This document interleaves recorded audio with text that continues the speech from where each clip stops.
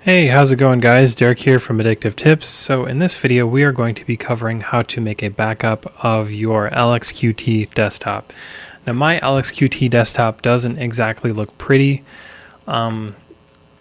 I go for functional a lot of times, but I think it looks okay. I mean, not the greatest. LXQt is meant to be lean and mean, fast. It's not meant to be attractive, but we're going to be going over how to back everything up. So unfortunately, LXQt does not have a system like GNOME or Budgie, so there's no dconf messing around. Instead, we're going to need to just back up the config folder right here, because if you look, you can see our LXQt folder. That's what we need.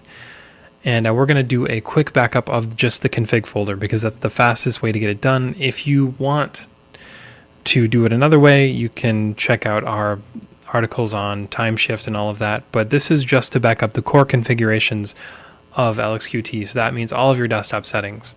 And in the article in the link below, we also go over how to back up your icons so everything looks the same.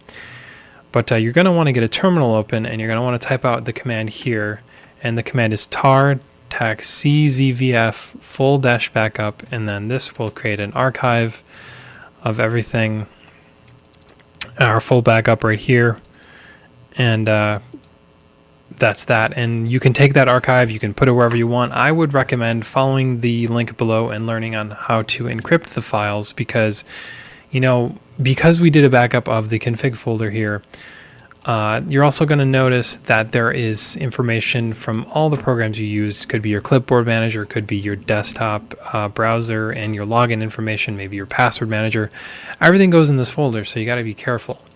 But if you want to restore it, you can restore it with the command here that I've written out, and it is just a tar extract. So what it's going to do is it's going to extract from the archive here, and it's got stripped components too, which means it will ignore these two folders, those two components, and it will go directly into the config.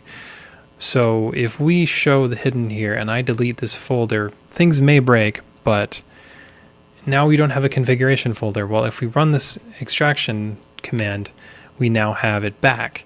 And if you're moving to a different desktop, that is how you restore your settings. So guys, hope you enjoyed this video, and I will see you in the next one. This is just a quick video on how to get the LXQt desktop backed up.